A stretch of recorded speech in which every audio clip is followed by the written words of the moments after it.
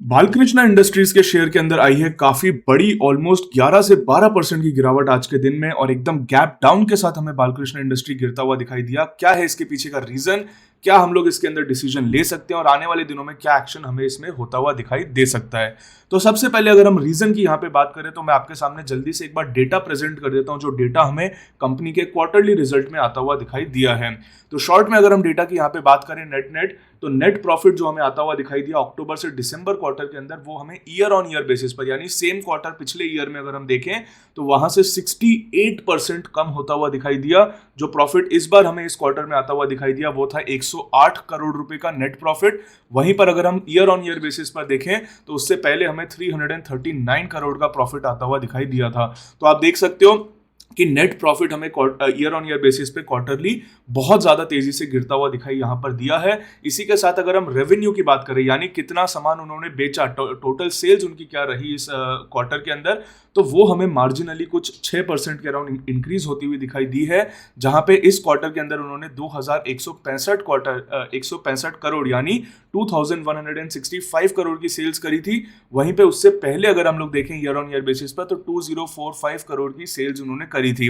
अब ऑटोमेटिकली आपके दिमाग में ये एक कंफ्यूजन यहां पर आ रहा होगा कि यार जब उन्होंने सेल्स ज्यादा करी, जब दुकान पे बिक्री अगर ज्यादा हो रही है, मतलब कंपनी अगर ज्यादा सामान बेच रही है या ज्यादा अमाउंट का सामान बेच रही है, तो प्रॉफिट इतनी तेजी से घटता हुआ यहां पर क्यों दिखाई दे रहा है।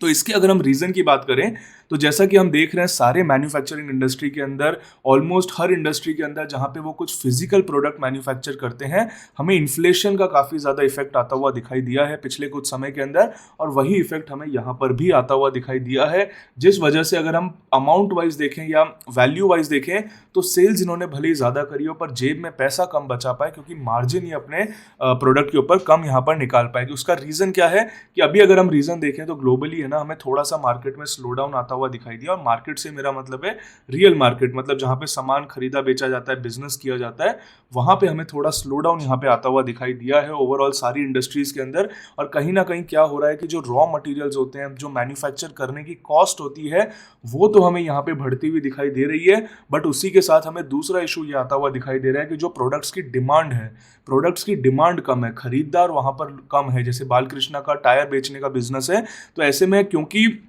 मार्केट में बिजनेस इस टाइम पे स्लो चल रहा है, मार्केट में इकोनॉमी थोड़ी इस टाइम पे स्लो चल रही है, तो ऐसे में डिमांड इन चीज़ों के अंदर थोड़ी कम होती हुई दिखाई देती है।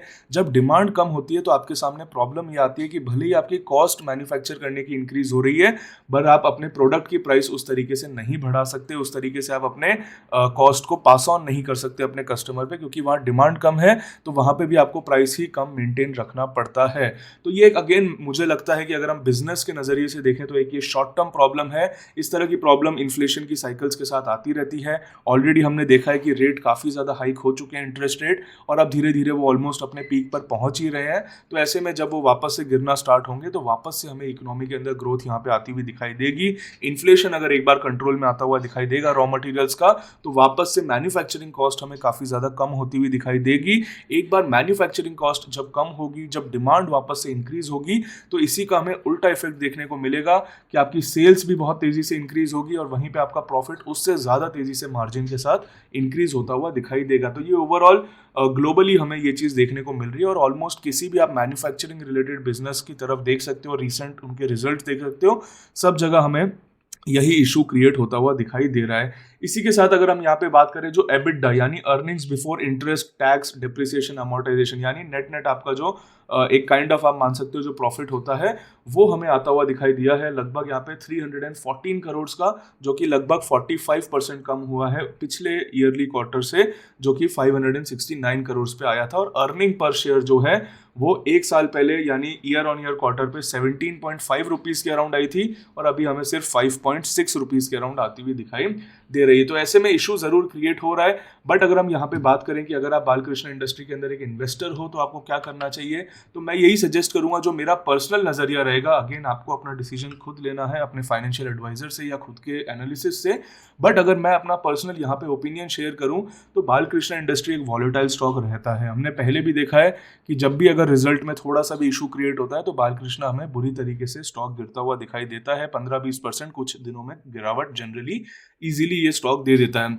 बट अगर आप इसके अंदर एक लॉन्ग टर्म इन्वेस्टर हो तो आपको ये वॉलेटिलिटी यहाँ पे हैंडल करनी पड़ेगी, उसका कोई सेकंड अप्रोच होती नहीं है। और अगर आप एक शॉर्ट टर्म ट्रेडर हो तो डेफिनेटली आपका यहाँ पे एक सपोर्ट यहाँ पे ब्रेक हुआ है 2100 का। अगर स्टॉक 2100 के नीचे ट्रेड करना कंटिन्यू करता है तो वैसे में आप अपनी एग्जिट स्ट्रैटेजी के लिए वहाँ पे देख सकते हो और आप अपनी पार्शियली एग्जिट करना स्टार्ट कर सकते हो चंक्स के अंदर। इसी के साथ अगर हम बात करें, अगर आप एक लॉन्ग टर्म इन्वेस्टर हो तो मैं कहूँगा कि आपको थोड़ी ब्रॉडर पिक्चर देखनी चाहिए, आपको इसका लॉन्ग टर्म चार्ट देखना चाहिए। डेफिनेटली पहले भी स्टॉक के अंदर इश्यूज आए हैं, बट ये शॉर्ट टर्म इश्यूज होते हैं, ये इकोनॉमी की साइकिल्स के साथ हमें मैन्युफैक्चरिंग बिजनेसेस में आते हुए दिखाई देते हैं।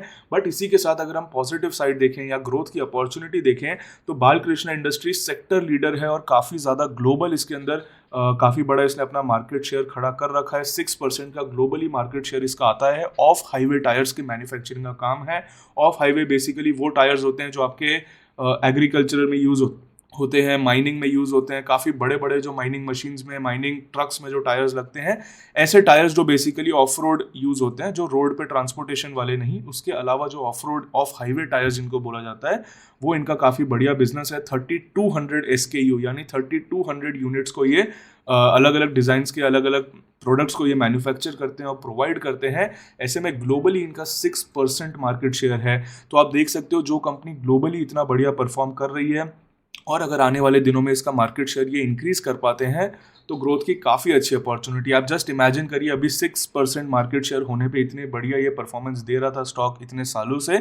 अगर ये मार्केट शेयर इंक्रीज होके 6 से 10% हो जाता है, 10 से 15% हो जाता है तो काफ़ी ट्रिमेंडस ग्रोथ हमें लॉन्ग टर्म में मिलेगी। बालकृष्ण इंडस्ट्री हमेशा से शॉर्ट टर्म के अंदर एक वॉलेटाइल स्टॉक रहा है, जिसमें शॉर्ट टर्म में वो जब भागता है तब भी काफ़ी तेज़ी से भागता है और गिरता भी काफ़ी तेज़ी से है। But in the end as a long term investor हमें फोकस करना होता है नेट मूवमेंट जो हमें महीनों या सालों में देखने को मिले। तो नेट हमने देखा है कि कंपनी अच्छी परफॉर्म करती है, कंपनी का बिजनेस काफ़ी बढ़िया है, कंपनी का मैनेजमेंट काफ़ी बढ़िया है। तो नेट इस तरह के उतार चढ़ाव आते रहेंगे, बट समय के साथ अगर कंपनी का बिजनेस टिका रहता है और ग्रो कर पाता है तो हमें स्टॉक में डेफिनेटली ग्रोथ आती हुई दिखाई देगी। तो मेरा ओपिनियन इस स्टॉक के अंदर यही है कि आपको सबसे पहले डिसाइड करना है, अगर आपके पास पड़ा है तो आपने शॉर्ट टर्म के लिए लिया है या लॉन्ग टर्म के लिए। अगर शॉर्ट टर्म के लिए लिया है तो मैंने आपको लेवल बता दिया है, लॉन्ग टर्म के लिए अगर लिया है तो आपको बिजनेस के भी डेटा मैंने बता दिया है, उस पर आपको ज़्यादा फोकस यहाँ पे करना रहेगा पेशेंस के साथ। और ऐसे में अगर ये डिप यहाँ पे मान लेते हैं ज़्यादा कंटिन्यू होता है तो लगभग हमें लोअर साइड से जो ट्रेंड लाइन यहाँ पे आती हुई दिख रही है वो अप्रॉक्सीमेटली कहीं ना कहीं हमें 1850 1850 और राउंड फिगर में आप कह सकते हो 1800 से 1900 के जोन पे आती हुई दिखाई दे सकती है। तो अगर गिरावट कंटिन्यू होती है, उस जोन तक स्टॉक आता है, वहाँ से बाउंस बैक लेता है, तो वो एक लॉन्ग टर्म इन्वेस्टर्स के लिए ऐड करने की भी अपॉर्चुनिटी हो सकती है। हमने देखा है रिजल्ट के बाद इसने कई बार इस तरह की गिरावट दी है, बट स्टॉक ने वापस से रिकवर भी किया है। तो ये हमें दिखाता है कि पैनिक सेलिंग में भले ही स्टॉक गिरता है बट उसके बाद इन्वेस्टर्स वापस से आते हैं उसको खरीदने के लिए। तो ये भी स्टॉक के चार्ट पैटर्न में, प्राइस एक्शन में काफ़ी बढ़िया चीज़ हमें देखने को मिल रही है। तो आई होप आपको वीडियो पसंद आया होगा। अगर पसंद आया तो लाइक का बटन दबाइए, चैनल को सब्सक्राइब करिए इस तरह के अपडेट्स के लिए और लर्निंग के लिए। एंड अगर आपने हमारा बिग बुल्स क्लब जो कि हमारा प्रीमियम ग्रुप है वो ज्वाइन नहीं किया है तो डेफिनेटली ज्वाइन करिए। अगर आप शॉर्ट टर्म ट्रेडिंग सीखना चाहते हैं, शॉर्ट टर्म ट्रेड आइडियाज़ हम लोग वहाँ पे शेयर करते हैं जिसमें आप ट्रेड कर सकते हो, स्टॉप लॉस एंड टारगेट के साथ हम देते हैं, लॉन्ग टर्म इन्वेस्टमेंट आइडियाज़ हम लोग देते हैं ताकि आपको एक अच्छी गाइडेंस मिलती रहे, एक अच्छी मेंटरशिप मिलती रहे। और डेली आफ्टरनून में लाइव मार्केट हमारा एक्सक्लूसिव डिस्कशन मेंटरशिप कॉल होता है आप लोगों के साथ, जिसमें डायरेक्टली आप हमसे बात करके अपने सवाल पूछ सकते हो। तो उसका फ़ायदा उठाना है तो बिग बुल्स क्लब की लिंक आपको लास्ट में, डिस्क्रिप्शन में और कमेंट सेक्शन में ज़रूर देखने को मिल जाएगी। उसका जाके भरपूर फ़ायदा उठाइए। चलिए, थैंक यू।